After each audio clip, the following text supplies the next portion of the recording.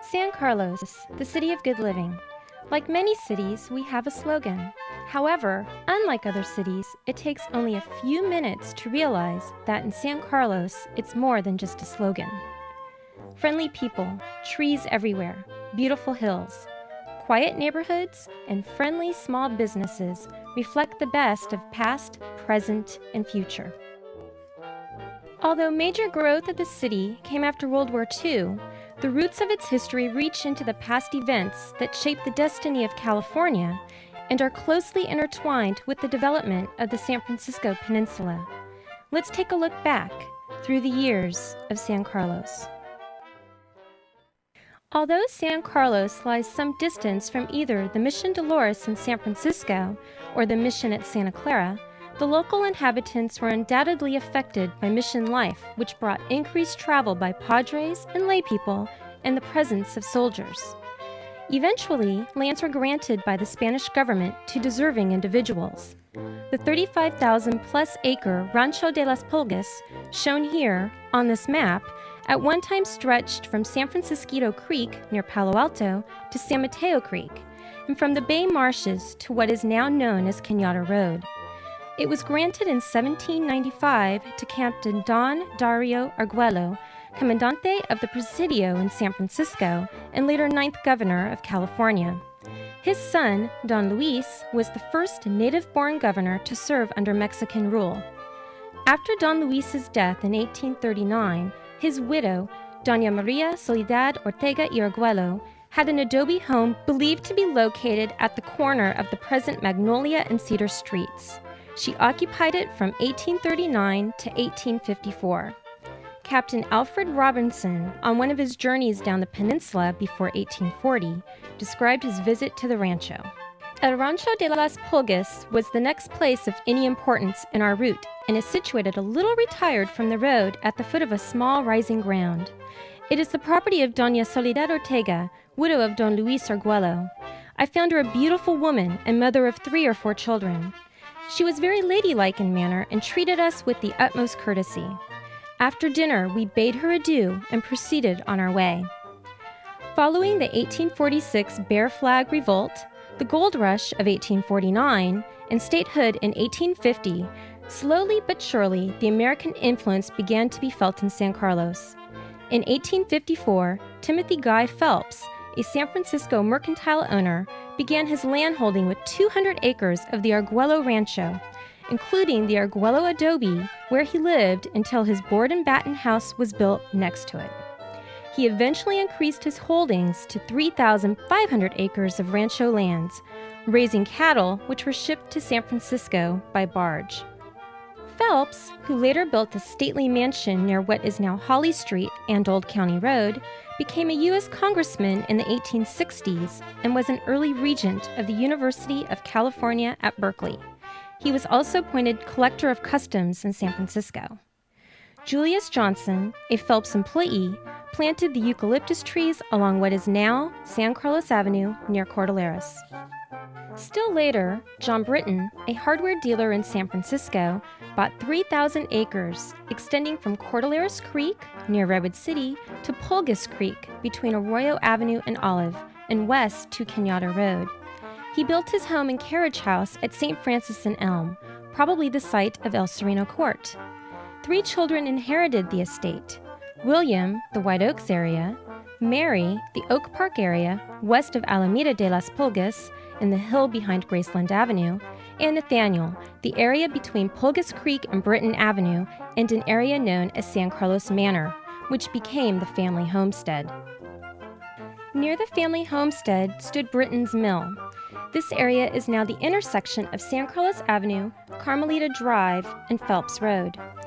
In the 1890s, Nathaniel was president of the prestigious Bohemian Club of San Francisco and offered a site on his San Carlos property for a Country Jinks clubhouse and Bohemian Club retreat. A cornerstone was laid on Druids Hill near the present intersection of Orange and Elizabeth Streets. Unfortunately, the clubhouse was never constructed, and eventually the cornerstone was moved to the present club retreat near the Russian River. Britton also had a huge hunting lodge built on the present Dale Avenue near to his elaborate home so as not to disturb Mrs. Britton when he entertained his cronies.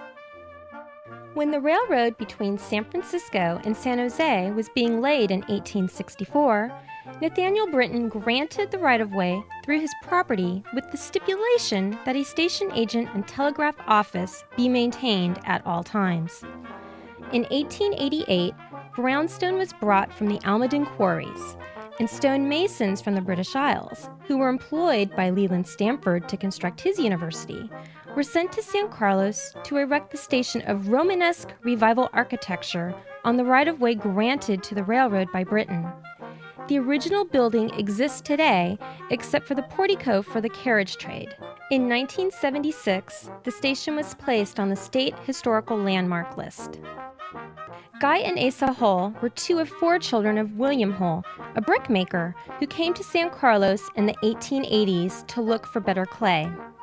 His brick home, near what is now Hull Drive and Laurel Street, was built from the clay made in the several brick kilns he constructed on the 40 acres he purchased from Phelps. Clay bricks from Hull's San Carlos kilns were used in many important buildings of the day, such as Fort Mason, the Palace Hotel, and San Quentin Prison. In addition to clay bricks, the Hull family started a dairy farm. Milk was sold locally for 5 cents a quart if you brought your own container, and milk was also shipped by railroad to San Francisco. Near the Hull property was Spring Valley Water Company. This company ultimately became part of the San Francisco Water Department.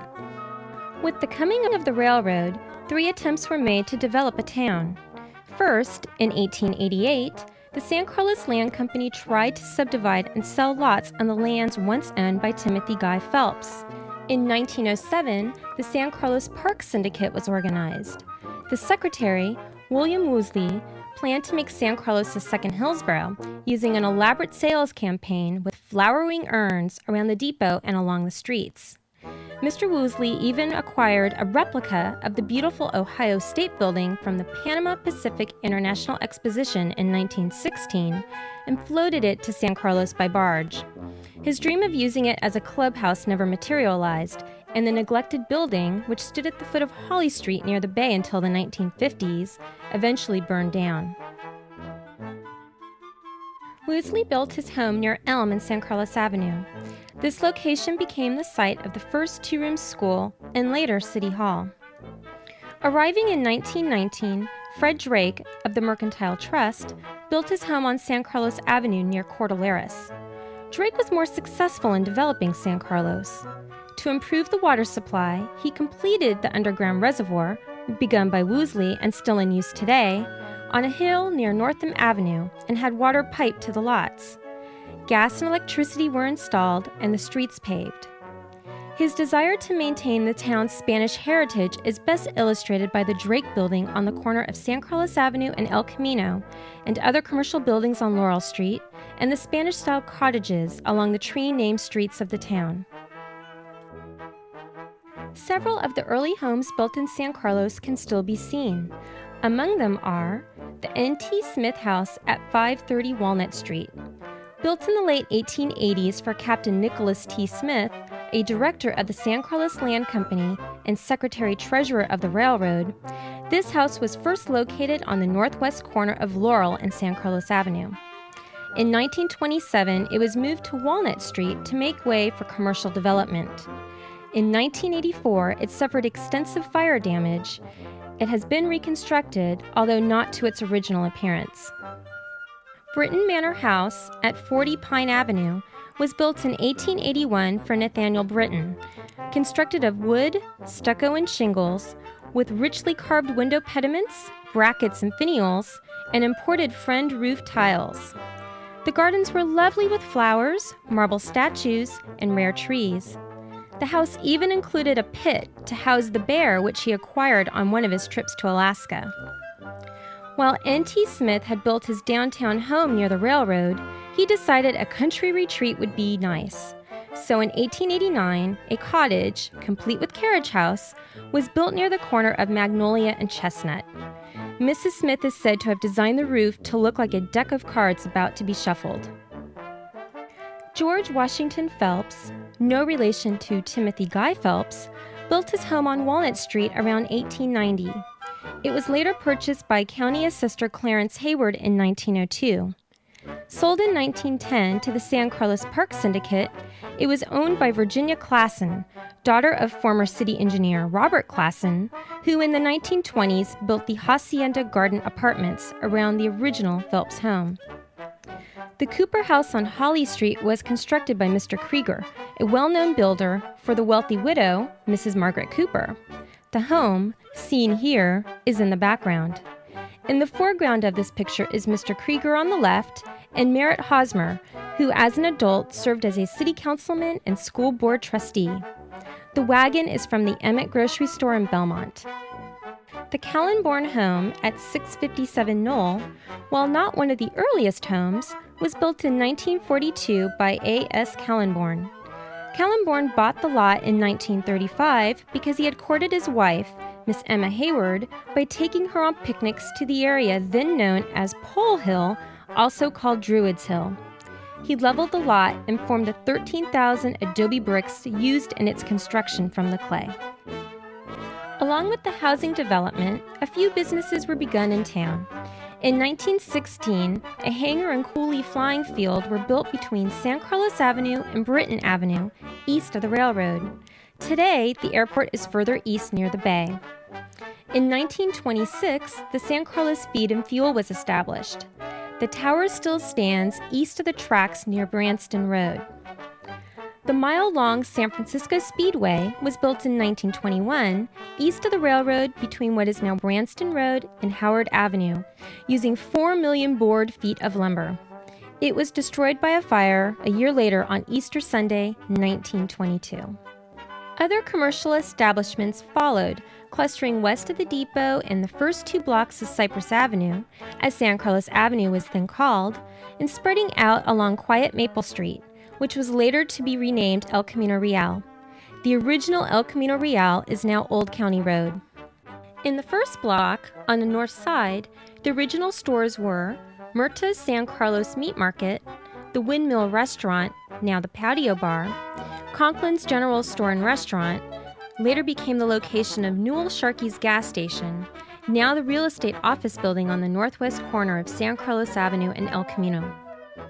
On the south side stood a beauty shop and butcher shop, where Vic's restaurant is now located, and across from the depot, south of San Carlos Avenue, was the popular Mrs. Tate's Tea Room, now the Carlos Club with its Art Deco sign. The second block included the Bank of America building, grocery store, and the Carlos Theater. This area now is the location of the Samtrans and the Eureka building. James Hugh Martin served as the first elected mayor of San Carlos from 1927 to 1930. Martin owned a lumber yard that occupied the northeast edge of town across from the depot. With commercial and residential growth came the first school where 20 students met in a house. Before that, students traveled to Belmont or Redwood City. On the southwest corner of San Carlos Avenue and Elm, now City Hall Park, a 2-room, 8-grade school was built in 1918. The school became City Hall in 1930 when a new school was opened on Chestnut Street. This new school, named Central School, is still in use today, and in the auditorium built later is the location of the biennial Chickens Ball, one of the most successful PTA-sponsored projects in the country. In 1969, the old 2-room schoolhouse was torn down and a new, modern City Hall was built. The city's first paid employee was Edward J. Wheeler. Wheeler served as the town police chief. Story has it that Wheeler patrolled the town on a bicycle equipped with an automobile steering wheel in place of the handlebars. When hot on patrol, he would keep an eye on the City Hall, where a large electric light had been installed. When an emergency call came in, the telephone operator would flip the switch, turning the light on. Upon seeing the light, Wheeler would ride on down to see what the trouble was. By the 1930s, the police department had grown to 4 policemen and 2 police cars. In 1923, a volunteer fire department was formed using a fire truck composed of a 1916 taxicab chassis with a chemical truck body donated by the San Francisco Fire Department. Ed Wheeler, shown here on horseback with Mayor William Hull, was a Teamster working in San Francisco, served as the volunteer fire chief until 1944. At that time, the city hired its first paid fireman, and Lyle Clark took over as chief. So successful were the fundraising card parties and dinners given by the volunteers and their wives that a firehouse was erected the same year. Soon thereafter, the department purchased its new fire truck, a 1927 Seagrave. This truck was still in service as late as 1969, when it was retired and painstakingly restored, and now can be seen at the Museum of San Carlos. During the 1930s, a drill tower was constructed next to the firehouse. In 1940, a larger 3-bay, 2-story, complete with brass fire pole, was erected. This firehouse was again replaced in 1992 and is in use today by South County Fire Department. The original firehouse was completely reconstructed in the late 1970s, a community service project of the San Carlos Lions Club and local firemen, and now houses the Museum of San Carlos at 533 Laurel Street. The museum is open from 1 p.m. to 4 p.m. on the second and fourth Saturdays of the month, and private tours can be scheduled by calling 802-4354. Docents and displays are supported by the long-term efforts of the San Carlos villagers. Many social events of the 1920s and 30s were held at the Devonshire Club, located at the top of Club Drive. It went to war during World War II as the service club for the Dog Training Center, which was established on the old H&H Ranch just next to the club. After the war, the club opened as a restaurant and bar, and in 1952, a spectacular fire that could be seen in the Oakland Hills across the bay burned the club to the ground. Along with other community developments, land for a city park was purchased in 1936. In 1938, the WPA, Works Project Administration, constructed the amphitheater and adobe brick building. Only one of the adobe buildings currently remains standing near the youth center. The park was dedicated in 1960 to honor Edward Burton Sr., a councilman for 18 years and mayor for 4. From the 1960s, San Carlos shared the movement of families to suburban communities like other peninsula cities. San Carlos offered affordable housing, safe neighborhoods, good schools, family-oriented activities, and good weather. Many of the people interviewed for San Carlos Stories in 1999 referred often to these same positive attributes of San Carlos. John Buchanan, a former city council member, settled in San Carlos in 1973. Cliff Bechtel grew up in San Carlos and remained there through the late 1990s to raise his own family despite high housing prices. David Buckmaster recalled San Carlos as an ideal place to grow up in the 1970s and 80s. Gordy Burton, grandson of Pops Burton, has chosen to remain in San Carlos and hopes that the blueprint of community involvement learned in San Carlos will stay with the next generation of San Carlos children, wherever they settle. In the early days, there were weekend drawings for giveaway lots at the San Carlos Theater. Today, San Carlos has grown and now experiences relatively few empty lots, expensive homes, and huge remodels replacing original structures. Homes that once had 1 car now have 3 or 4. Homes that were 900 square feet have been tripled or more in size. Homes that had 1 phone line now have 2 or 3, and the internet is the most common media for communications. New housing developments have been erected at Crestview. Highlands formed the site of the San Carlos High School, which was torn down in the early 1980s, and Upper Devonshire.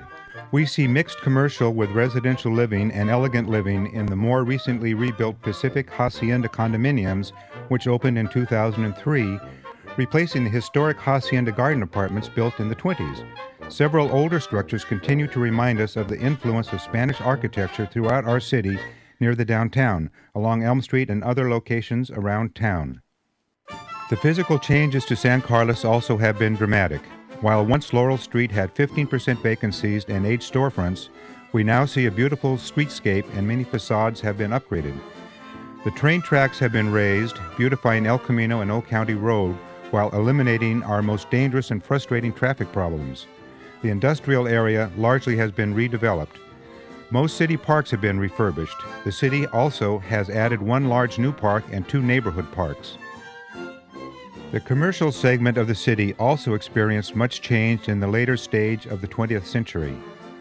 San Carlos is recognized by many as being the Bethlehem of Silicon Valley. Varian, including iMac, Linkert, Linton, Ampex, and Dalma Victor were all here. However, several of these electronic manufacturing companies moved or closed their doors in the 1970s and 80s. The Dalma Victor building became Walgreens. Ampex was now at Laurel and Howard, and the Linkert site became the Home Depot Albertson site. Even the older Varian iMac CPC site near 101 is currently proposed as a new site for Palo Alto Medical, with a targeted opening of 2008. Other companies like the Circle Star Theater, home to several top-name entertainers like Sammy Davis and Frank Sinatra, became Mozart Development, while the hobby shop, Dollhouse, Black Mountain Water, and Paul Joe's restaurant transferred to new tenants. Even the old sewage plant on the east side of 101 later became the sites of Hiller Aviation Museum, a hotel and 2 restaurants. The Chamber of Commerce, located at the south end of Laurel Street, has grown to a membership of more than 700 and provides support and networking to most businesses in San Carlos and hosts the annual Art and Wine Fair in October. San Carlos has seen tremendous changes in the last 30 years. While the population has not changed much, the lifestyle has changed in almost every way. 95% of our children finishing high school go on to higher education. The new jobs in our community tend to be of 2 types, high-tech or service. The high-tech jobs pay very well, creating the market for restaurants and retail that leads to the service jobs. And the city staff has changed to meet the needs of a more sophisticated citizenry. While not adding that many more employees, San Carlos has broadened staff in order to professionalize police, fire, public works, and parks and recreation services, as well as automating city operations. In the past few years, the city has received 3 statewide, 2 national, and 2 international awards of excellence. San Carlos was the first city in the world to create its own homepage, the first city in the world to outlaw fireworks, and the first city to require smoke detectors in new homes. New San Carlos buildings and improvements have been added. A new senior citizen in the 70s, and most recently, and with local community financial support, a youth center at Burton Park and the new library were constructed. The city continues to improve infrastructure at the turn of the century on roads, communication fiber optics, downtown beautification, and parks. Current real estate listings include the wording prestigious schools for good reason. The 5 elementary schools, including one of which is the state's longest operating charter school in the nation, are highly ranked compared to the national and state standards. PTA support, parent volunteers, educational foundation, annual fundraisers, and support to a local bond issue, $23 million in 1997, and the parcel tax, Measure D, in 2003, support our hardworking teachers and administrators. While the sound of carpenter hammers could be heard constantly in the 1950s and 60s with the construction of several new schools, these same structures received some of their needed refurbishment and additions 40 years later. San Carlos students continued to be separated after middle school with movements to our adjacent Carlmont and Sequoia high schools, new charter high school, or private institutions on the peninsula. Sports have always been an important part of family and school in San Carlos. Almost 2,000 boys and girls play soccer in the fall. In fact, San Carlos has one of the highest percentages of girls playing soccer in the state. Baseball is another major draw for children, coaches, and parents. Many of us remember our national championship Babe Ruth Little League team of the 1961s. Today, the increased demand of the use of fields has created a debate for synthetic grass in 2004. Community spirit was cited often by San Carlos residents who had been here for many years, and it appears to continue to draw people to this city. These close connections individuals make one another are mostly through voluntary associations, churches and little leagues and soccer teams, garden clubs, civic commissions, PTAs, etc. Our communities struggle with the decline of community involvement due to the change in family structure and the role of women, work commitments, and commuting, and the mere fact that everyone is just too busy to get involved. San Carlos, however, continues to thrive on community involvement. It appears that many San Carlos residents have found a strong network of friends, local associations, and civic connectedness in the community.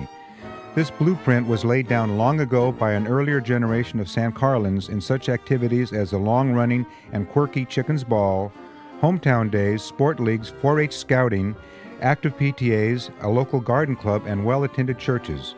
While the early 2000s see some decline in membership of such organizations, the tradition has continued in more years recently with the establishments of a youth tutoring program, Healthy Cities, summer concerts in the Burton Park, Week of the Family, and in summer of 2004, a Thursday evening farmers market on Laurel Street.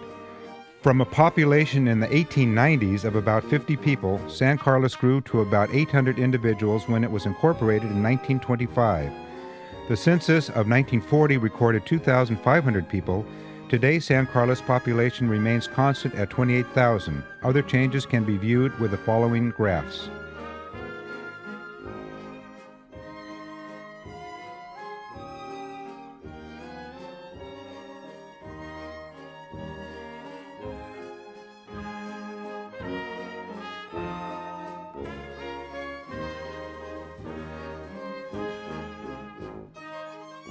With all of these changes, you could wonder if a visitor from the past would recognize our little community.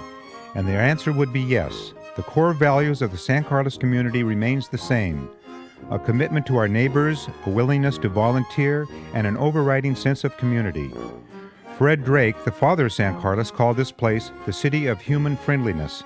He could feel at home here today. Thanks for taking a tour today of San Carlos. Please tell your friends about our Museum of San Carlos and get your copy of the city's 2 written books on San Carlos history. Through the Years in San Carlos by Effie Mahaney, published in 1967, and San Carlos Stories by Linda Garvey, published in 2000.